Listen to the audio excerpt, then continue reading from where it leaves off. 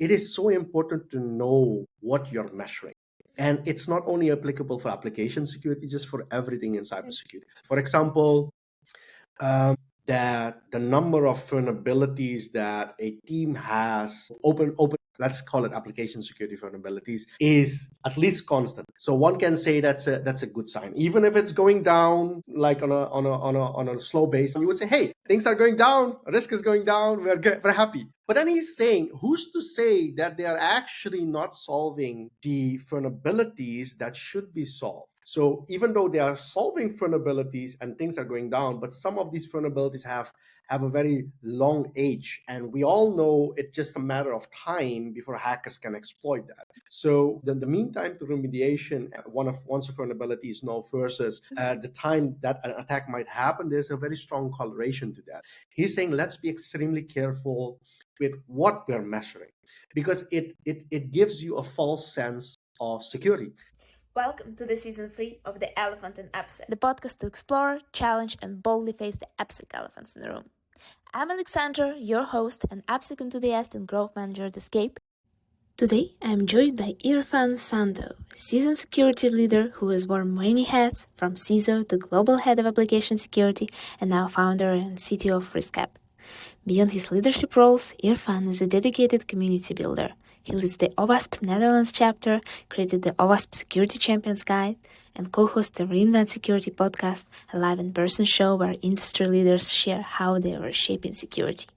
In this episode, we tackle a big and often uncomfortable question. Can we actually quantify the ROI of AppSec? Security leaders are constantly pushed to justify their budgets. But when it comes to application security, how do we measure success?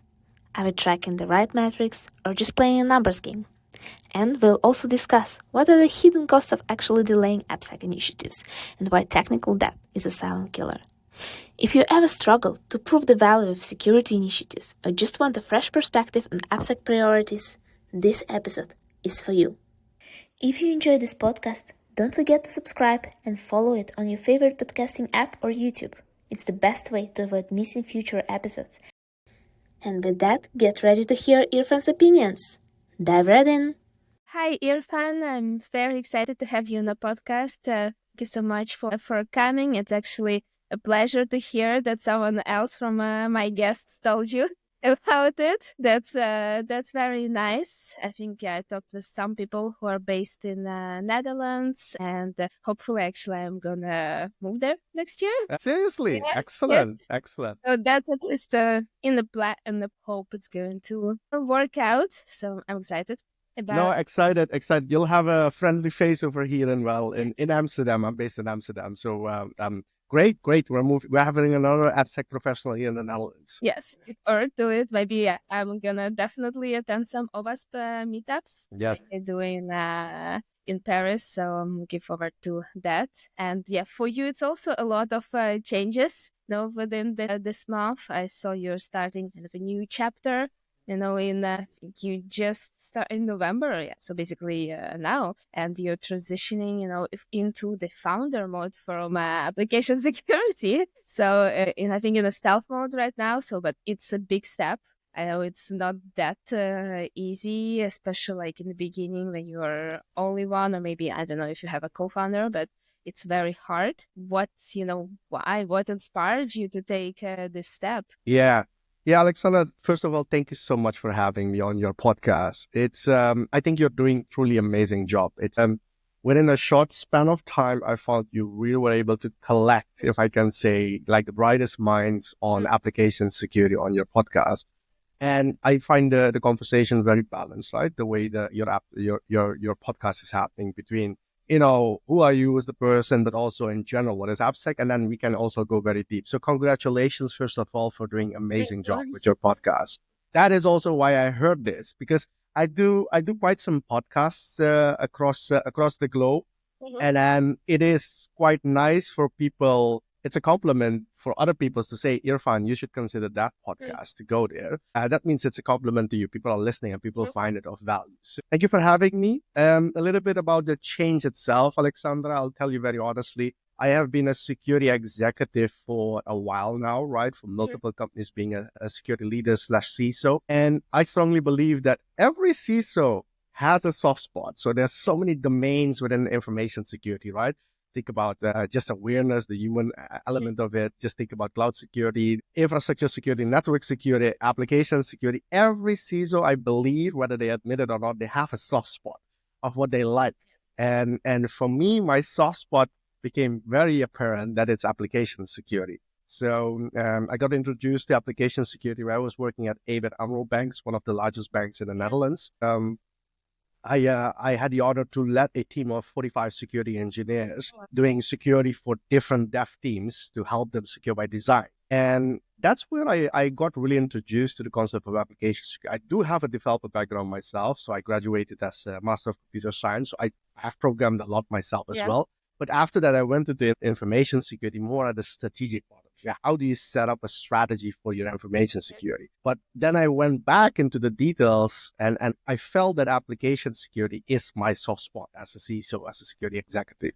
And having been in the field of information security as an executive for so long, now I feel that CISOs, the next struggle for CISO security leaders will be really the application layer for their organizations. I mean, if you look at the trend, application security almost has always been like a number one attack factor for multiple organizations. Yep. But it's so hard. Why would you try to, close the roof of your home and the second floor room for burglars to get in if the front door is open, if the windows at the basic levels are open? So I think CISOs and organizations have been very much struggling with, the basics of infrastructure security, cloud security, endpoint security. And now, in my opinion, because of the abstraction of moving towards the cloud and cloud adoption, most of the security issues are becoming more abstracted through the technology. So I believe CISOs will have lesser challenge with these different I would say domains, areas of information security. The one thing that has not been able to tackle quite well is application security. So I think that will be the next problem for CISOs to focus on. And that's why I felt compelled, even as a CISO, to say, yes, I'm a CISO, but I love application security. I really want to help CISOs solve the application security problem. And do you think it's hard for some CISOs to understand application security because they don't have development background? So I can feel in your question already the answer, right? So it is the case. And it's like, I have spoken to many CISOs, Alexandra. They are all my friends as well. So they have two tracks that they come from. They either have an infrastructure background and then they became CISO, or they have a GRC background, right? Audit risk compliance background, and then they became CISO as well. Nothing wrong with that. That's how it happened. And of course, the field of CISOs has evolved over time. Now, there are only a handful of CISOs out there, and I consider myself one of them, that have a development background, software development background, application security background, and they became CISO. I know a couple of them, but they're very rare. So yes, that also means that for CISOs, it's a very hard thing to understand how to go about this. Traditionally, and with all the organizations that we have, we can actually see that the application development is really happening at the CTO, CIO level. So it's also, okay, that person, that executive needs to take care of it, and I just need to be able to ask questions about it. But even there, I feel that it's the trend that it's not a very known background for CISOs to dive in. That's one. Second, again, you would already have so many other sort of security issues and challenges. Why would you pay attention to one that is also so complex? You try to first close the front doors and the back doors and the roof and the windows at the ground floor before you start addressing the roof and all the other things. So this is always the metaphor I try to use. And I think that's also another explanation why this has not been top of the mind for CISOs so far. Yeah, at least that's what not actually made them not sleep at night. Like there is a common expression, I think, in security. Yes. Related to that, but it's very hard. But do you think it's something that also stops them from measuring, like actually from investing in security of applications and actually knowing how to measure return on investment in application security? Because I think you have to pitch it to a CFO, have to validate the budget, and it's very hard to invest in something or measure the return if you don't know what to do with it and why it's important. So do you think it also stops them to know how to calculate and to invest? Well, that's a good question, right? So CISOs anyway have a hard time explaining the return on investment, whether that's application security or any other field, right? It's a very hard science. I think there are some nice developments happening in this area, which are very promising. So I've met a couple of CISOs that have looked into the field of cyber risk quantification and use that really as a mechanics, as a way to convince board members and their peers where the investment should be happening. Of course, if something is much more foreign to you, and in this case, if that would be application security to CISOs, definitely it's even harder, because the more you understand the topic, the easier it will be for you to convince, or at least convey the message that you want to bring across to your peers. So definitely it's one of the reasons why they would have a harder time explaining this. And please be very, we all should have that clear view, right? Doing application security, it is different in that sense than doing, I would say, even network security or endpoint security, right? It's a very localized approach if you do network security or if you do endpoint security. You just have to find those people, which will be a smaller group of people that do the endpoints for the organizations. You make sure that, it's hardened the right way. You make sure the right antivirus is running on it, et cetera, et cetera, et cetera. Same for network security. Still, network security can still impact the broader organization. But with application security, it's everywhere. All the department that does application security, it's everywhere. So naturally, to be able to convince so many people that they should be running a DAS scan and following up the results, or they should be doing trap modeling in a proper way, it is a very hard task, because the first question that's being asked then, show me the value. Why should I be doing it? Is it proven? And this is where the question comes up of return on investment. So it's a very hard thing for CISOs to do that, because application security is, okay, it's somebody else's thing. They have to do it. I want to make sure as a CISO that it is happening, but how do I convince them? And then next to that is also, quantifying the risk, doing a return on investment calculation is anyway hard within information security. Alexander, it's very interesting. You have a podcast. I also have a podcast. It's called Reinvent Security. Yeah. And we had a professor from the Leiden University that came to our podcast 2 months ago. The episode will be released quite soon. And she actually explained that one of the reasons why it's so hard within information security to do the ROI calculation and to be able to say, this is the right control we should be implementing, this is the one we should be staying away from, it doesn't return that much, is because cybersecurity, information security is such a new field compared to the other fields where we are able to calculate ROI much better, like operational risk. We don't have a lot of data that can tell us what went wrong and why it went wrong, so we can do the calculations of what the impact was. But more importantly, if I would have implemented this control, I probably would have a lesser impact in terms of the breach.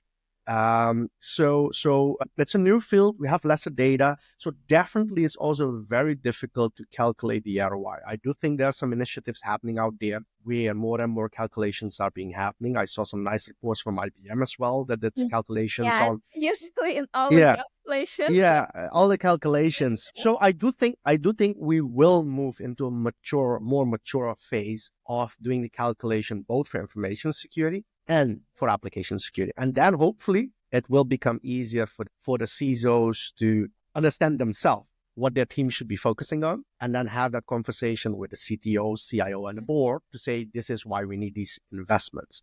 This is exactly the problem I'm solving with my company. Okay, I see. And what do you think are like the hidden cost of actually delaying it? Because in general, for any budget in cybersecurity, it takes months to get the validation.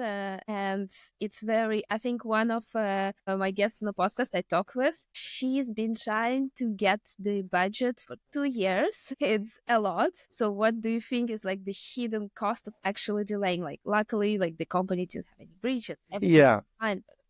I think the hidden cost is the way I understand your question, right? So hidden cost would be more like, okay, something that will come back and bite us, in the back later on. That's what you're saying. It is with everything, right? It's not specific to application security. I think you're creating mostly technical debt. That's probably the business biggest challenge, next to the fact that, of course, you might get hacked. So if you're not as secure, that inherently brings bigger risk for the company. whether that's reputation loss, whether that's data loss, whether that's operational disturbance of your business processes. Beside the security risk, I think the biggest challenge is to create technical debt, which is one of the most expensive things to solve. So why do you think we always talk about shift left, and now it's shift right, and now it's shift everywhere?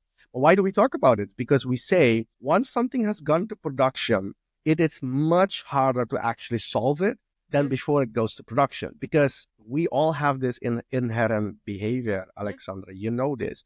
Once we have settled down, it takes us much more energy to actually get up and do the thing that we should be doing. While we are not settled down and we just do it the way it should be done, then it's easier. Sometimes you can ask yourself the question, why should I do it? I can do it later. But the reality of the fact is that people, once things have gone into production, once things are running, it takes them so much more effort to actually change it. That's where the whole notion of shift left came into the system. Yeah, I think I totally agree with you, because now I'm working on security research. Basically, with my team, we analyzed 4,000 domains, including Fortune 1000, and you can analyze basically their APIs. And so, there are still SVs that date from 2013, which are with a high or medium score, that were not fixed up to 2024. 2024, I can imagine that it takes time, but still for all those years they're just not being fixed, and some of them are actually repetitive because they appear in the same application and the same library that's being used to build it. And for me, that's still crazy that I can imagine low priority not being fixed. But high or medium, it's quite important, and a lot of companies just don't realize that. I think there was one that had more than 200 high vulnerabilities, literally. That's a lot, but it's very hard to find, and I think to understand whether your company is doing good, or if they're fixing enough, or when in production, how do you understand if actually, how do you set up the process to actually be able to shift left, even if we're using this term, to actually release, to actually fix at least highs, before released in the product, before something is released in the production. If you don't have experience before that much in application security, like in the case, for some less mature organization, how would you recommend, someone to do that? Yeah, this is a very difficult question, Alexandra, and I cannot answer this question because I really think it depends per company. Right. So if you would have, and I have seen this environment, if you would have a company that is, let's call it a scale-up company, even a startup company. But think about scale-up, because they have more responsibility, even more responsibility, because they are probably serving hundreds and thousands of customers, right? So their appetite of addressing security risks and security vulnerability would probably be different than the appetite of a large enterprise, a Fortune 5, 1K company. So I think it really depends on several factors. It's not only the culture of the company, how security aware are they? Is it really security being seen as a cost versus security being seen as a must because the customers expect this, and customers are the most important thing for us to handle, versus how much appetite do I have, right? It's not that startups, scale-ups are not security aware, that they do not want to fix the security issue. But we also see a lot of pressure of bringing features to production and using engineering capacity to build things that actually brings customer value. While security brings customer value, but that's not how it's always perceived. Not everybody's an Apple or tries to be an Apple in terms of saying your privacy and security is taken care of with us, right? So, but there are enterprises that also have the same challenge, where it's very hard for security folks or even security champions or even security-minded developers to convince the engineering lead and convince the product owners to say, we'll have to spend 25% of our sprint this time to actually solve these security issues that we have created in production, or to refactor so we don't have new security issues that we push to production because something is already there. It's a very difficult thing to solve, Alexandra, and I cannot give you a cookie cutter answer in this one. It needs to be a discussion, and you have to really look at where the maturity of the organization is at, and based on that, take the right decision. Because some of the organizations will do it very ad hoc. I have to push this part of the the application, these features.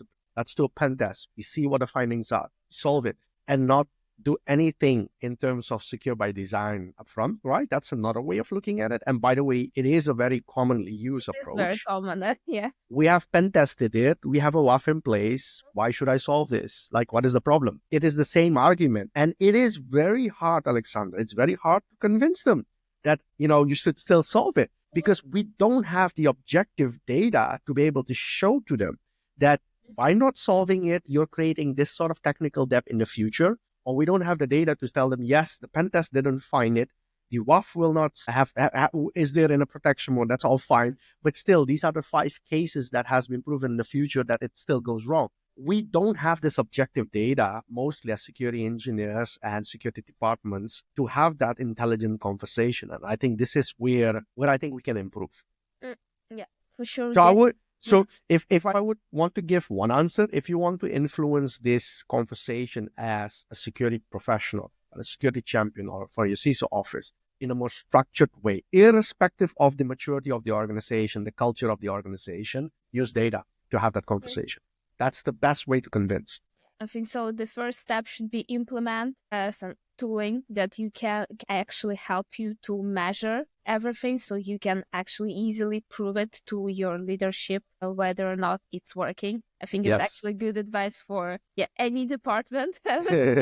Because that's way easier to show a dashboard, and depending sometimes on the person, but it's way easier to show the dashboard and say, okay, this brought us this result, and actually convince them, because a lot of leaders, at least, they don't have time to dig deep into the problem or to talk to people or to read more. But I think more and more people want to educate themselves. And so I actually contributed to a book, like I wrote a book, the CISO's Guide to Implementing DevSecOps Practices in the Enterprise, right? It was focused on a large organization. And it's actually super funny, because I found the book, I downloaded it. I think there was a free copy, but like the actual physical book, I found it on bol.com, which is I know very Dutch. Dutch website for chasing. All the books I've seen were on Amazon, and actually I don't think I found it on Amazon, but it wasn't Bol, so it's, I think, very focused maybe on the Dutch Belgian market. So it was actually super, it is interesting you're saying that, because in the past it was on Amazon.com. I have to double check what happened there. So I wrote a book together with a couple of other authors, and we published it through standard platforms of the book to be purchased. So Amazon was one of them, but I don't know what happened after that. Maybe because I'm based in Europe. No. I'll actually double check this, whether this is the case or not. But it was there, and you're right. It was mostly sold in the Netherlands and in Belgium and some other places. But I remember that it was also available on. But anyway, if your listeners want to have the book and they are not able to buy it because of the limitation to follow, do let me send them a message, or let them send me a message. I'll make sure they get a copy. Maybe on the US actually website, or Dutch. Could be. Yeah. Depends where you're based. It was very fun. It was very fun writing the book together with. So the way we did the book, Alexandra, is writing chapters from large enterprises of companies that have gone through their DevSecOps transformation or are going through their DevSecOps transformation. And it's really a CISO's perspective, right? So if you're going to talk to experts on this area, you're going to get different answers than when you talk to executives that also own these sort of programs. Sometimes they're really, really large, huge, impactful programs. And then there, the CISO is also involved. And I remember very much, I was speaking to Martijn Dekker, who is the CISO at ABN AMRO. He also has a chapter within the book. And when I started the interview, he said, Irfaan, do we really need to write a new book on DevSecOps? There's so many books out there. And midway of the interview, he said, now I'm saying these sort of answers. Yes, I think it's a good idea to write the book. I think coordinating, but there's a lot of, even if it's, 5 people or 6 people contributed to the book. No, I think around 8 people. 8 people contributed. Yeah. It's hard to be aligned on the ideas. Yes. Communicate. And I saw the really interesting part for me that I saw in the book is where you mentioned the KPIs that demonstrate, the success of DevSecOps program. I don't know if you specifically contributed to the part, but I found that it was very interesting. So they will vary somewhat for each organization, but they always include like security incident, cost of security incident and breaches, number of security incidents and breaches, and I think application security test coverage and time to detect and patch vulnerabilities. Forget me if I forgot something, but how would it's a lot of different KPIs still. And as you mentioned, like the importance to measure the data before, would you measure all of it at once, or would you prioritize it somehow prioritize it somehow in the specific environment?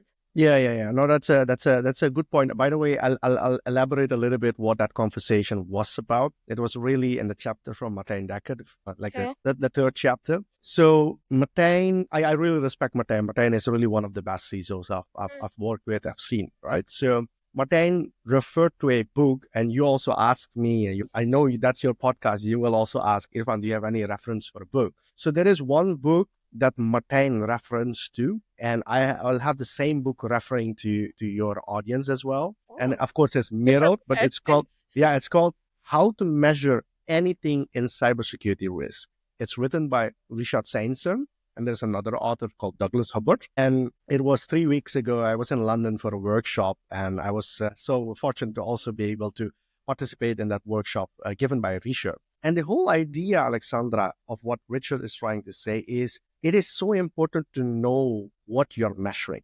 And it's not only applicable for application security, just for everything in cybersecurity, including application security. So what he's saying is, he has seen so many companies doing the basic, quote, quote, the basic version 1 of cybersecurity metrics measurement. For example, that the number of vulnerabilities that a team has, open standing vulnerabilities that a team has, let's call it application security vulnerabilities, is at least constant. It's not growing. So what can say that's a good sign? Even if it's going down like on a slow base, but it's going down, you would say, hey, things are going down, risk is going down, we're happy. But then he's saying, who's to say that they are actually not solving the vulnerabilities that should be solved? So even though they are solving vulnerabilities and things are going down, but some of these vulnerabilities have a very long age. And we all know it's just a matter of time before hackers can exploit that. So the mean time to remediation once a vulnerability is known versus the time that an attack might happen, there's a very strong correlation to that. So he's trying to make us aware that even though we are starting to measure within cybersecurity, which is already great, by the way, because a lot of organizations don't even do that, Alexandra. He's saying, let's be extremely careful with what we're measuring, because it gives you a false sense of security. Because you might think that, team is doing great, the number of vulnerabilities are going down. But again, who's to say that they have solved the right vulnerabilities and they have really solved the vulnerabilities within the 30 days that they should be solving? Then you have to also measure that. And then it becomes complex, because then you have a cockpit with probably 100 metrics that you're measuring. So this whole book goes about how to measure the right things. There is no library out there. Ask me over a year, I'll be able to give you the library, because that's what I'm working on together with my company. There is no good library out there that can tell you these are the 5 things you have to measure. And you're so right. It will also depend per organization. Some of the organizations will say, I don't even have the data to be able to measure this. So let's start somewhere else. I think Richard has written another book. It's called The Metrics Manifesto. So I like that idea as well, to say, it's also a maturity game with measuring. You have to look at, where are you now? What are the best things to measure? But also acknowledge that as your maturity will grow, your measurement probably will grow as well, or should grow as well. Because it probably will be unfair to ask companies to measure all the best KPIs at one time. So it's about having a conversation. What sort of behavior do you want to see within the organization? And measure that to make sure that the right behavior happens. Okay. And I think you also mentioned before in one of the podcasts, I think with Chris. So firstly, you have to, set a baseline, to set an objective. You actually have to understand where you are at the beginning. So maybe in your initial tool, you'll be able to understand that. I don't know, but it is true. So you have to understand where you're at, but how would you evaluate that? Like, how would you evaluate the baseline, set the baseline from where you can start, measuring how much, even if you go down or go up, you have to understand from where you're going. So how would you recommend to measure that? Yeah, so there are different schools of thoughts over here, Alexandra. I would say use as much as possible common sense, but it's also so difficult for us to, if I speak to my friends, it's so difficult if I use my common sense to convince my friends that I'm right. So even if you use common sense as a security professional, as a CISO, that doesn't mean other people will agree with you. So what helps with these sort of conversations and convincing your peers, your CTOs, that this is the right way and this is where we are at, is to use industry standard frameworks, right? So, everybody for the last 15, 20 years, we have been using ISO 27000K is a very good framework. Most of the enterprises will have their information security policies really based on that. But then from the US perspective, NIST CSF has really took off as well. Now that's been seen as a standard. For application security, we have a couple of standards out there, right? Frameworks that we can use, whether that's OSM, BSIM, or NIST also has secure software development guidance out there.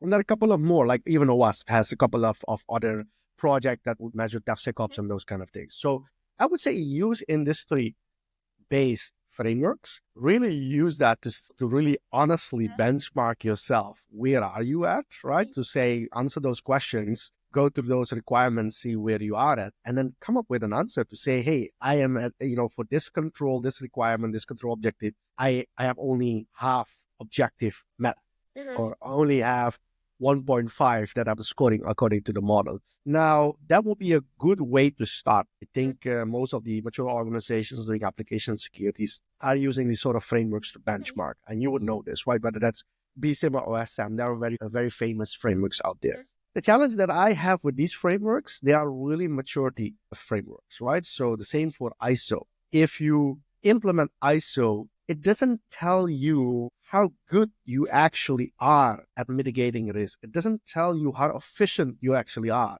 at being secure enough, right? It doesn't tell you that. And I think there is one thing that some of these maturity frameworks are missing, and maybe that's in the pipeline to be built, is if you have reached maturity level 2 from OWASP or for BSIM, what is that saying to you on your risk level? Why is there no link between your risk level of your organization with the maturity model? It's a maturity model as a framework to say, these are the good practices, go and do it. Or what happens if I do everything? Or what happens if I do 75%? What does that mean in terms of my spending, in terms of my risk for the organization?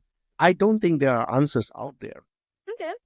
Ask me over a year and I'll come with answers for you. Okay. I've actually recorded a podcast with Timo, who's working on Yes. Timo reached out to me as well, saying that they are working on their model on this part. I still have to have a conversation with him, but I hope that the industry is also going more and more into this direction. Don't get me wrong. I really appreciate the existing maturity models. They're good.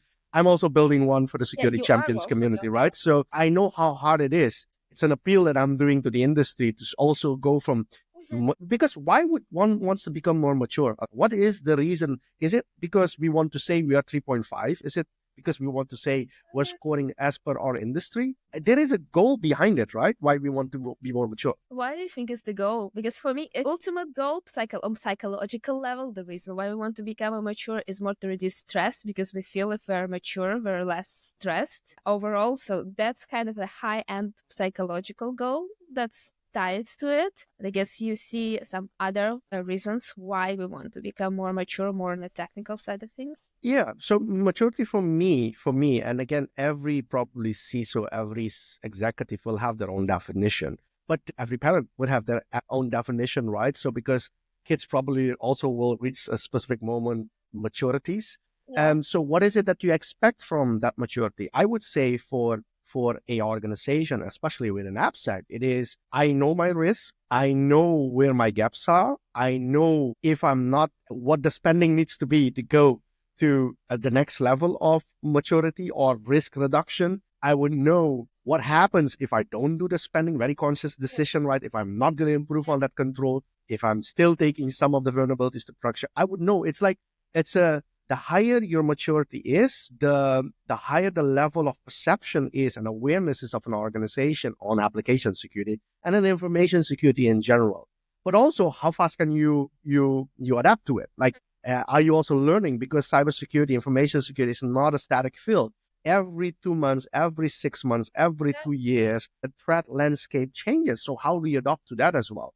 So I think maturity for me consists of multiple things. Stress definitely being a key thing over like how are you able to cope with it? But it's also to serve an objective. And the objective is to keep the organization safe enough, not safe enough. Because ultimate security, I don't believe that exists. It is how much can you make that happen and how much are you willing to pay for that? Because the goal of an enterprise should not be just security. The goal of the enterprise is to create value into products and to services and whatnot. And security should be an integral part of that. But you cannot put security as the goal. Yeah, maybe there are 1 or 2 organizations that have that. But that's because that's what the organization does. Other than that, it's not the goal on its own. It's a means to an end. I think in general, the goal is the revenue, because without it, the company can't survive. I mean, if you're a startup, the goal is the revenue to get the next step of investments, and maybe the end goal is to get revenue, of course, for yourself. Yeah.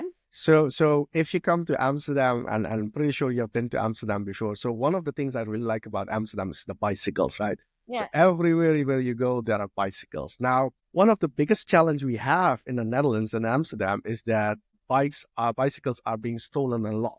Yeah. So yes, by general, you'll have even a more expensive lock than the price of the bike itself. Like that's a concept that exists. Yeah. Now you can even have a bike over here and you'll put 50 locks on it, right? So 50 locks already cost much more than the bicycle is, but it becomes so difficult to actually cycle because every time you have to go to the store to buy something or to your friends, you have to unlock 50 locks to be able to do this. It becomes like it needs to be in balance. The goal is not security. The goal is actually to do business, but then security needs to be an integral part in the decision making of that. Yeah, I studied in Delft for 6 months. So okay. yeah. You know this. And then I just bought a very cheap bike. So locks. So, I did the same.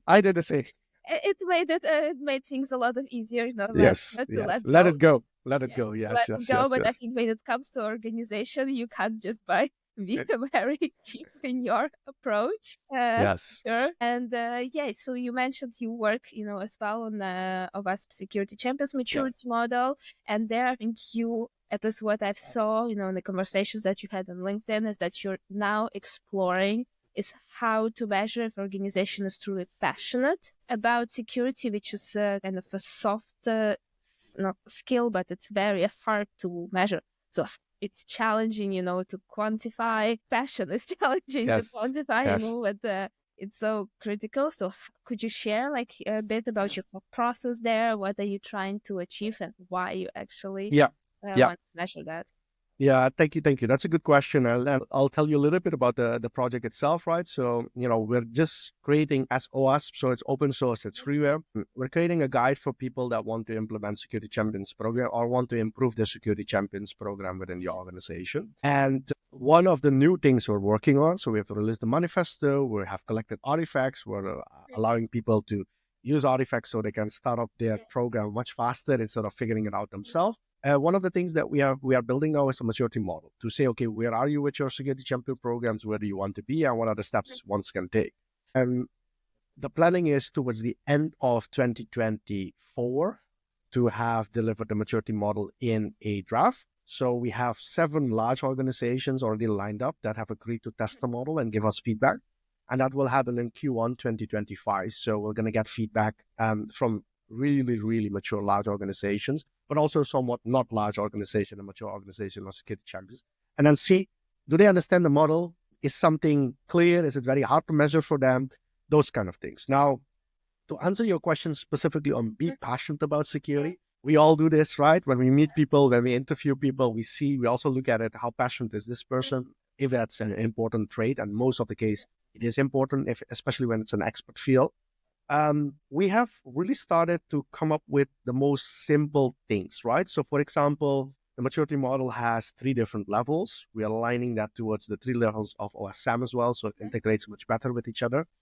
So we have the level 0, we have the level 1 and level 2. And the level 0 says, there are some people, some developers that are talking about security, whether they are meeting from time to time in a small room, whether they have created a Slack channel or a Teams channel or a Confluence page, and they are starting to talk about it, right? Really basic level. That's also showing some sort of passion. They are passionate about it. That's why they're talking about it. Why would we spend time on something if they are not passionate about it? Could also be that's important, but it starts with passion, especially if nobody else from the top finds it important. Yeah. Okay, so that's a very simple example. Maybe even do a lunch and share, right, between the developers. Maybe they just go outside to have lunch and really specifically talk about security. So that's a way. It's difficult to know how to measure that, but that's a sign you can start looking at. You can start asking that question, is that happening within your organization? So the next level could be okay, but then we have these champions. How well are they involved in the secure software development lifecycle? So when we're designing an application, are they being asked for their opinion? Are they actually going there without being asked and giving their opinion? So we have these different set of things that we have taken as what you can measure, what you can look for. Maybe even they start more actively posting security articles, hacks that has been happened, security incidents that have been happened. They start posting it across the organization, asking the CISO department, do we have policies in place? Like it's a level of engagement you would see with the organization. And the higher the level of engagement, I would argue, the more passionate they are, the more livelihood it becomes in their mind. So if it's only 5 from the 50 people that are doing that as developers or security champions that should be there, it's one level of maturity. But if 50 of them are engaged, that's amazing. That's awesome. Yeah, to get engaged 50 people, it's very tough because It is tough. Like 1 or 2, like even we have a small development team, and then this team like they are very passionate about security.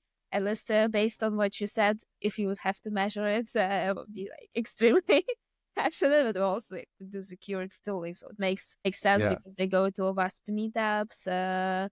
They ask for trainings. Yes, exactly. So they actually have a sometimes dedicated part of their work to trainings. So for them, it's you can definitely see that. You know what they say, right? They say that Rome is built in one day. Yeah. Rome is not built in one day.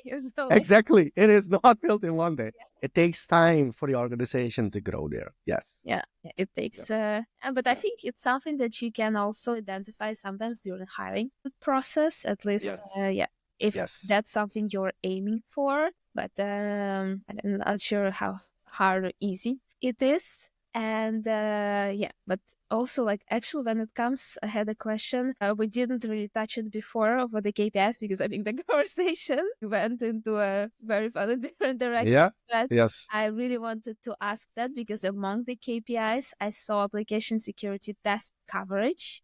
And coverage is a super, at least in my experience, very tricky concept. I know that since we're doing work in the desk scan, so coverage, like a lot of application security engineers can complain about it, and it's something has bad or good test coverage. So what actually does good test coverage look like, for you in application security, and how can they measure it? Because it's test coverage is you have SAST, you have a CA, you have DAST, you have so many different tools in place. So how do you combine it to put into like one metric, one KPI, or do you measure it at different directions? Yeah. So if you ask me this question after 1 year, I'm going to be able to give you more answers on this. But this is exactly what I'm trying to solve, Alexandra. I'll be very honest with you. Listen, if you talk about coverage, for me, there are 2 levels, right? So one is the defense in depth approach of information security, defense in depth approach for application security. You already named it, right? So we have threat modeling, we have SAS, we have DAS, we have software components analysis, we have OWASP, we have IS. You just name it. There's so many different controls. Even if you look at OWASP, they are security champions. There are probably around 15 to 20 flagship project. That means a very mature project that are advocating to do something in application security specifically. I don't think there is a common agreement within the industry. And I'm OWASP, I know this, right? So I'm the chapter leader in the Netherlands. I talk with a lot of people within OWASP within the industry, but also application security experts like you, Alexandra. If I ask you, this is my organization, this is the level I am at, what is the next thing that I should be investing and implementing in terms of one of these capabilities for this specific application?